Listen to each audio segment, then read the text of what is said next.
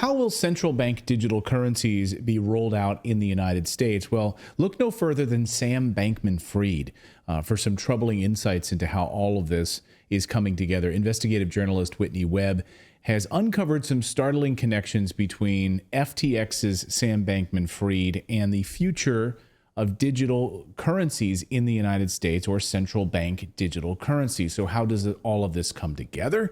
Whitney Webb joins us now, and she's penned a really interesting investigative piece on these connections. Whitney, thanks for joining us here on the show. Great to see you. Thanks. It's great to be back.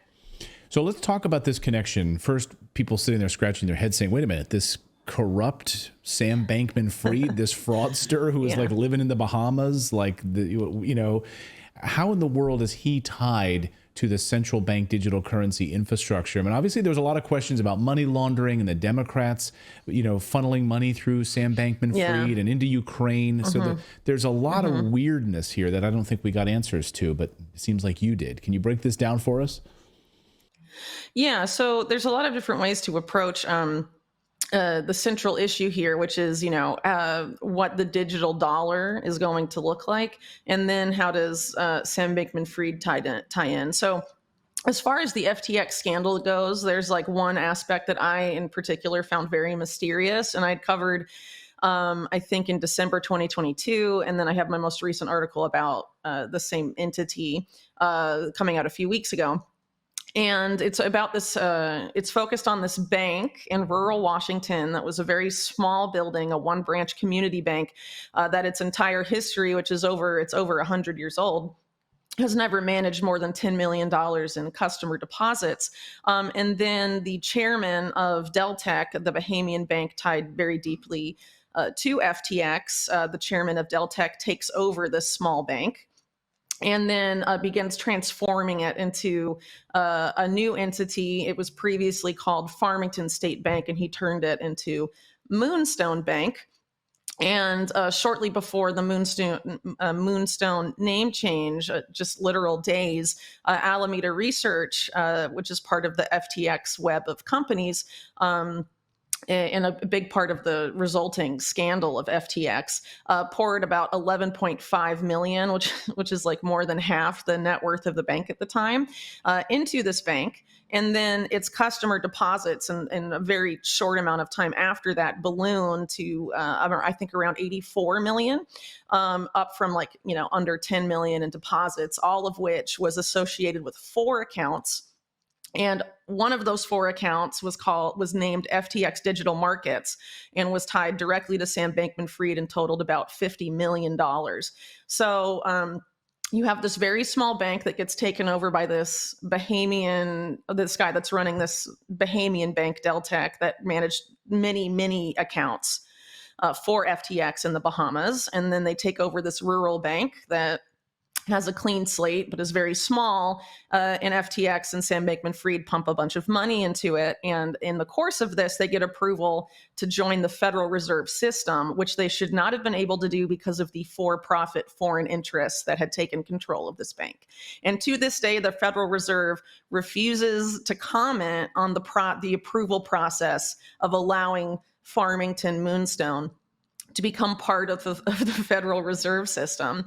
And eventually, when FTX collapsed, this bank was subject to an insane amount of scrutiny, not just from independent media, but from mainstream media and even from Congress. So obviously, something was very wrong with the designs that SBF and Deltech's leadership had for this particular bank. But shortly before then, before the collapse of FTX, Moonstone had teamed up with a company called Fluent Finance, which is essentially the focus or one of the main, focal points of this article.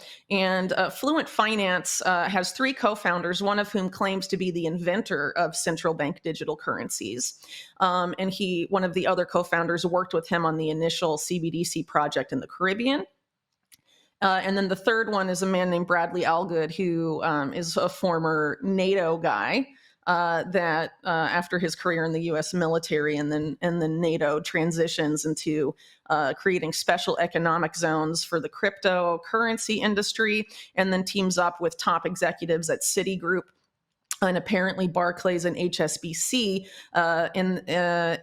along with these inventors of the CBDC, to create this new company, Fluent Finance, which is trying to create a digital dollar token, or sorry, like a stable coin, essentially, that was going to be affiliated rather extensively, based on the press releases at the time, with this Moonstone Bank. And shortly before all of this happens as well, or as this partnership is actually cemented, right before FTX collapses, Sam Bankman Fried says that FTX is about to announce a major news regarding FTX aligning itself with a particular stable coin.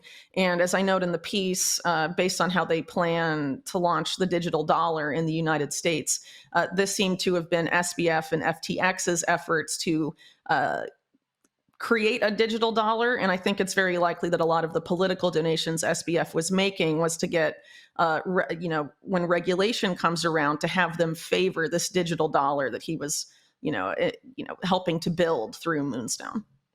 So that's what I was going to ask. Was this, like a legitimate? It's almost like in Breaking Bad when, when Heisenberg opens a car wash. It's a front, really, for legitimacy, I guess, or the way that the mafia would open a front for legitimacy, that behind the scenes you're running, of course, this corruption and this massive scandal, so that in the eyes of the politicians who you're aligning yourself with in getting all of these Democratic donations, and you're making these partnerships, that you're protected, you're shielded. Does that appear to be what he was doing here? Yeah, I think to a significant degree, but it's not just SBF. He's teamed up here with the chairman of Deltech, a man named Sean Chalopin, who has a rather interesting career trajectory as well. And Deltech, the bank itself, has a rather shady history and interconnections with the Rockefeller family and U.S. intelligence going back to its inception in the mid 20th century. Chalopin, of course, Jean Chalopin, the current chairman, who's involved with Moonstone, ended up taking it over at a later date, I think sometime in the 1990s or late 80s. But he is very much present here with SBF. So it's something they were doing together. And this is where it's important to point out that Deltech and FTX had a lot of connections with Tether, which is the biggest US dollar peg stablecoin.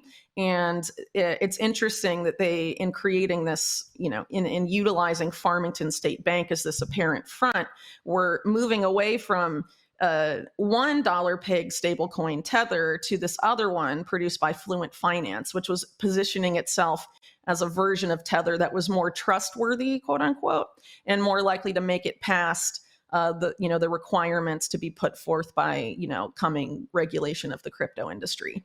Can you also so it seemed like an effort to position themselves for that post-regulatory environment. You also talk extensively about the UAE and these overseas connections. Can you talk about that? What is the UAE connection here to all of this? The United Arab Emirates. Yeah. So Fluent Finance was created for a particular purpose and dissuaded from fulfilling that purpose by the collapse of FTX and the scrutiny applied to Moonstone. And so in the aftermath of all of that, they ended up essentially rebranding to an extent and establishing themselves in the United Arab Emirates, where they teamed up with this other company called R3, which is currently producing the CBDC for the United Arab Emirates. But the UAE right now is trying to position itself as a Silicon Valley for the future of finance, essentially. And they're doing this with this nexus of companies that includes R3, Fluent Finance, the XDC network, and some other entities. And R3 is important to pay attention to here because they, for example, were named by the publication Central Banking as CBDC Partner of the Year. They've been building CBDCs all over the world, but they're also not just building CBDCs, they're building bank-issued stable coins, deposit tokens, all of the infrastructure for these things. And these are terms that maybe a lot of people don't know about. I mean, I'm sure a lot more people are familiar with CBDC than these other terms, but the idea is overall different classes of programmable surveillable money that don't necessarily have to be issued by the central bank. In the case of like a direct issued CBDC, you can have private banks issue money that's also programmable. and surveillable in the form of a stable coin or in the form of tokenized deposits or deposit tokens. And there's a big push, particularly from Wall Street, to have that happen. So essentially, you have Fluent Finance now in the United Arab Emirates building the infrastructure for these deposit tokens and in these stable coins in such a way that they're compatible and interoperable with CBDCs in the UAE and beyond. And so the goal here, as I see it, and as is outlined elsewhere in this piece, is to have the UAE sort of serve as a bridge between the BRICS block model or BIS model of CBDCs, which is a direct issue CBDC, where like the central bank itself is issuing the CBDC, with this model that's likely to be followed in the US, potentially the UK, and elsewhere in the West, where it's not a CBDC in name, but it is in practice, something called sometimes a synthetic CBDC, which is essentially a stable coin. But its reserves are backed with the central bank of that country, or there's some sort of interbank settlement network like FedNow, where there might be some sort of CBDC, but it's not interacting with the public, the end user, really at all. And so Fluent Finance, R3, all of these guys are setting the UAE up to be where this model likely to be followed in the West and this model likely to be followed in the BRICS bloc. Among other countries, meet in the middle. We've been saying here on the show, I think we sort of feel like CBDCs are an inevitability in the United States. The central bank digital currency is an inevitability, that the Fed can print money however it wants. $34 trillion in debt is the United States right now. Yeah. The Federal Reserve can now take control in a way that we currently don't have that ability to do with cash. In the United States with the U.S. Treasury. I think for a lot of Americans, they're being told that this is great because cash is so expensive, right? The cost of cash is so expensive. It's more of an inclusionary type of currency, right? It brings together everybody, the poor, the rich, everyone is brought together under this CBDC. Banking the unbanked also. Yes, exactly. If you don't have a bank, now you don't have to worry about it because you will have a Fed bank. We will be able to provide you with your own digital number and you'll be taken care of. And this is more inclusionary. Can you talk about that propaganda part of it? Yeah, sure. Well, that's definitely the propaganda being put forth by proponents of a direct issued CBDC in the United States, but it's unlikely that the Federal Reserve is actually going to do that. If you listen to the statements recently made by people, top officials at the Fed, who have essentially said that they're not sure they're going to do the direct issued CBDC. And you even have, I think, Neil Kashkari talking about how direct issued CBDCs threaten freedom and all of this stuff. That's certainly true. But what the Federal Reserve is attempting to do in terms of the production and launch of a digital dollar isn't necessarily any better than a direct issued CBDC would be. And essentially, there's a couple of reasons for why this is. So essentially, as I explained in the article, what's going on here is that the goal is to not have the Federal Reserve and Jerome Powell program and surveil your financial transactions. It's to have Wall Street do that with, support from the Federal Reserve. And this makes sense when you realize that the Federal Reserve System in the United States is owned by the private commercial banks owned by Wall Street. So obviously Wall Street doesn't want to be have their role in the financial ecosystem of the future, be eliminated or be drastically reduced, right? Because if everyone has retail accounts at the Federal Reserve, as would be the case in a direct issued CBDC, that sort of takes a lot of what Wall Street does out of play. And also direct issue CBDC, the idea is that for every, in this case, if it's a direct issued CBDC version of the dollar, for every digital dollar issued, there'd be something in reserve, a 1-to-1 ratio, right? But that is very complicated for Wall Street because Wall Street and commercial banks in the United States and also elsewhere, follow the fractional reserve model where they don't have 1-to-1 reserves. If you deposit money in any bank really in the United States, it's like a 10-to-1 ratio in terms of what they keep. They only keep like a fraction of what you actually deposit at the bank, and the rest of it they loan out to somebody else and call that private capital creation. Right. And so if you follow this 1-to-1 model and the Fed starts acting as a retail bank, Wall Street loses what they can do with the fractional reserve model, which is a huge amount of what they do and offer today. I mean, in some senses, it might actually be better in the idea that, a lot of bank runs and bank insolvency in the past has been caused by the fractional reserve model. But Wall Street and the commercial banks, in my opinion, have no intention of letting that kind of system go, because a lot of their, casinos, for lack of a better word, depend on that, So Wall unlike Street the owning Chinese the Fed, model, obviously. unlike the Chinese model, which would be a direct issued central bank digital currency, or as the BRICS nations are looking to do here, it would be in the United States, it would be a Wall Street issued central bank digital currency, essentially. Yeah. So, instead of Jerome Powell programming and surveilling your digital currency, it will be Jamie Dimon doing it. That feels so much better. Which I think is why. Well, yeah. I think what they will try to do in selling this is be like, oh, look, the U.S. is standing up for freedom. The Federal Reserve wants to preserve liberty in the United States, and they're saying no to a CBDC. But having, J.P. Morgan or Bank of America or any of these guys issue stable, digital dollars, stable coins, or, tokenized deposits is not going to be any better, because that's just as programmable and surveillable. And if you talk about someone like Jamie Dimon, I mean, he recently talked about how it would be a good thing to seize Americans' private property to solve climate change. That's not the kind of guy you want programming and surveilling your, your money. He write those, and obviously, did he write those thoughts while he was on Epstein Island? Sitting there at his laptop. I mean, this is the guy. These are the guys that are going to control our central bank digital currency. I mean, do you think we're close to this rollout? I mean, the Fed has been teasing, the Fed Now portion of this for a while. They kind of been talking backwards, as you mentioned, Neil Kashkari. How soon will we see an actual central bank digital currency in the United States where Americans will have it on their phone and cash will sort of become a thing of the past? Yeah, so I think it's coming soon for sure. I think Fed Now, which has already been launched, is a key part of the infrastructure they need in order to take this next step. Fed Now had to come first, just because of, in order to update interbank settlement. For this new paradigm, because one of the main selling points of digital currency, including CBDCs, is that it's so fast and instantaneous and all of that. So they have to deliver on that and have to try and sell it as more convenient.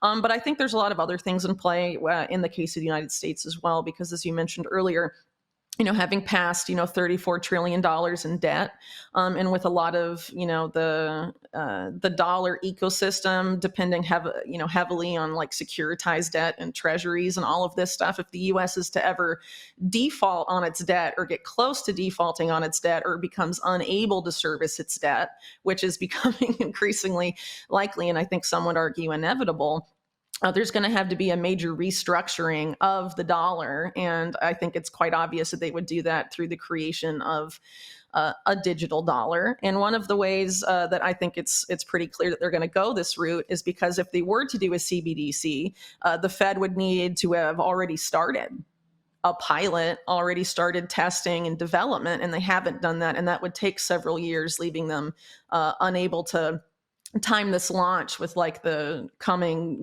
debt implosion. And so they want to use the digital dollars that are already here. And there's a litany of dollar peg stable coins. There's Tether and USDC, for example. There's this one that Fluent Finance has created called US Plus. PayPal has launched a dollar peg stable coin. They are all competing to be this new digital dollar. And I'm sure, the Wall Street banks will have their own versions, whether it's tokenized deposits or they'll have a bank issued stablecoin. R3, for example, just teamed up with Wells Fargo to produce a digital dollar project that's currently being used by them. So this is definitely, in terms of the piloting phase, quite far, just as far as, China is with their direct issued CBDC. So the idea is to use these dollar peg stablecoins or deposit tokens, which are essentially already here. But I think what we're seeing competition over is which of those stablecoins or are going to be, chosen by, chosen by regulators or Congress, who are going to be acting as kingmakers here to decide who makes the regulatory cut and who does not. And as I mentioned earlier, it seemed that Tether was not going to make the cut, hence prompting, the chairman of Deltech and SBF to team up with this other company. But Tether recently has onboarded the FBI and the Secret Service to its platform, has frozen wallets on behalf of the US government, and has publicly announced their intention to become a world-class partner to the US to expand dollar hegemony around the world. So they're obviously bending over backwards to try and make it through this regulatory cut. And so I think it's likely we're going to see a lot of competition and also a lot of donations made to lawmakers who will be deciding which stable coins are going to be able to be used as digital dollars in this post-regulatory environment. And again, I think SBF was definitely angling to do that with a lot of his political donations, which again were mainly made to Democratic politicians. But keep in mind that one of FTX's other top executives, Ryan Salame, was making massive donations to the Republicans. So they were funding both sides. And it's very likely that, this is people that are invested in these other dollar stablecoin projects are doing much of the same right now. SBF and FTX may be out of the picture in Moonstone as well, but Fluent Finance is not. They've teamed up elsewhere to further this goal. And then you have PayPal, Circle, Tether, these other entities with their own suspect connections that are attempting to become the digital dollar of choice. And Wall Street, of course, will be having their own equivalents invariably. So it may seem like a lot of competing stable coins, but ultimately they'll be very tied up with the U.S. government and also U.S. intelligence, because there's a broader push to combine, more like merge a lot of data sharing between Wall Street banking regulators and intelligence agencies. That's been promoted really heavily by groups like the Carnegie Endowment since 2021 or so. And at the time, the Carnegie Endowment was run by Bill Burns, who is now CIA director. And there's a big push for that, currently. And we actually saw this, for example, with January 6th, where Bank of America was willingly sending U.S. intelligence agencies and the FBI and these groups, information on the finances of people who were at the Capitol that day. So this is already happening, and they have an intention to, deepen this any further. So do not think that this new paradigm is going to be any better for Americans and for privacy and for freedom than a CBDC would be. The goal is to have it, framed as being private, but really it's the same, in terms of its authoritarian potential. It's the exact same as the Chinese model, but will be framed as different. And it's honestly, in my opinion, really little more than a psyop. And if you think about it, this has happened actually before in U.S. history. So after 9/11, there was an effort to create this massive surveillance program of Americans that was completely unconstitutional, called Total Information Awareness, that was being run out of DARPA by a person in a criminal from Iran-Contra, actually. And it got a lot of pushback from mainstream media. It was defunded by Congress over the uproar. So what they did is that the architects of this program teamed up with Peter Thiel and Alex Karp, and they turned the Total Information Awareness Program into a private company now known as Palantir. And Palantir now is a contractor for every single U.S. intelligence agency, of which there are now 18.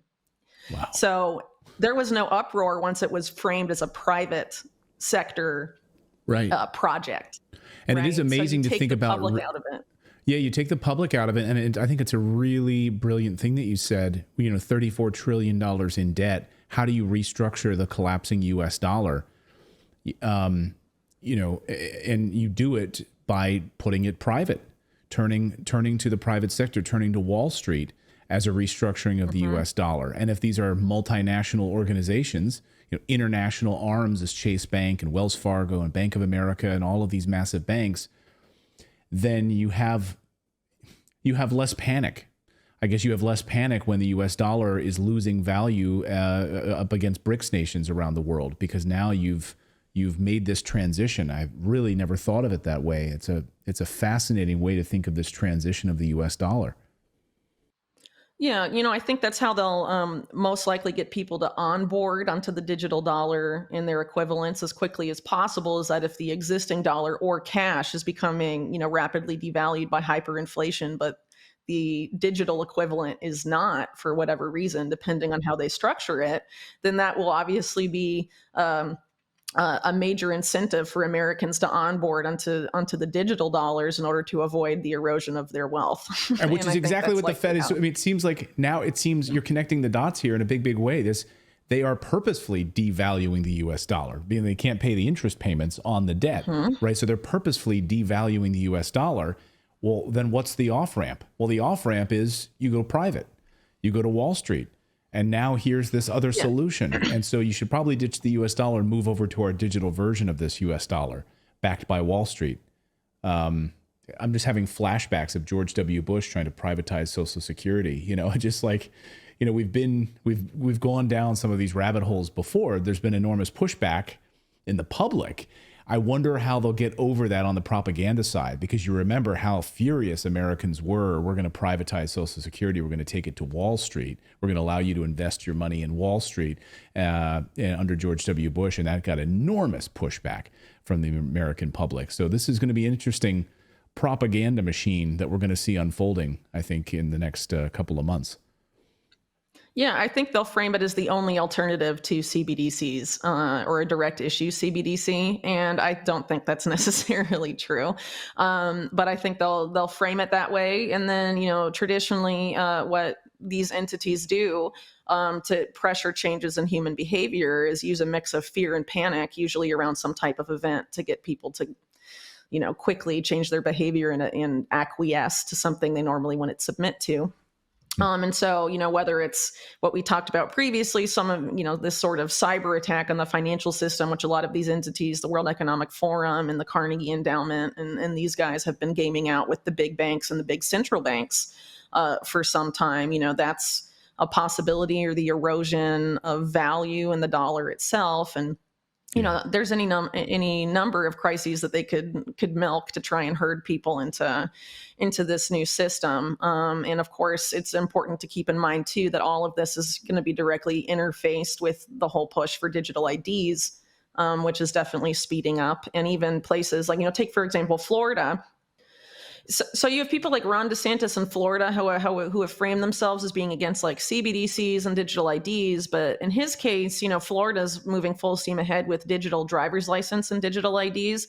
And even though he's publicly spoken against, direct issued CBDCs, if he's okay for, digital IDs, after all, it's very possible that he or a figure like him will try and get people to trust this money as being the antithesis to his CBDC. But rest assured, it is not, because even if it's not the US government directly issuing it, we know that these top Wall Street banks or whatever companies are chosen by the US government to be able to issue these digital dollars, they're going to be full on to collaborate with the surveillance agenda of the US, which is increasingly a financial surveillance agenda as well. And there's a lot of efforts to eliminate right now online and financial privacy for Americans. And we need to be very wary of that. And Wall Street has shown time and again that they're very willing to collaborate on those efforts. And obviously, if they're going to be the ones programming and surveilling,